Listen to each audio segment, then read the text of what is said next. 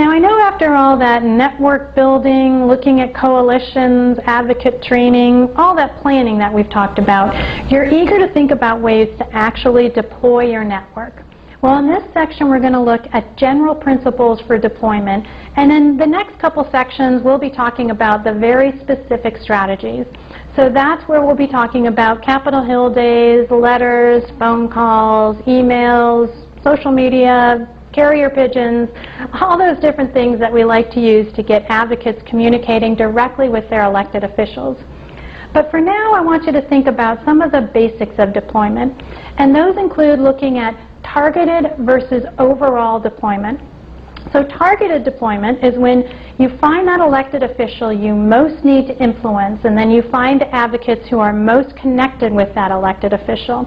And those may be grassroots advocates, or they may be the grass tops advocates who already know that person you need to influence. Overall deployment is when you're just contacting the entire network and asking them to be engaged. We'll also be taking a look at some of the key types of advocate communications, and these are the communications that you'll be sending to the advocates themselves. These are the action alerts, these are the draft statements, these are the newsletters. There's some very specific ways to draft these so that they can encourage advocate action. So these general principles are some of the things that you're going to apply to the very specific strategies we'll be getting into in the next sections.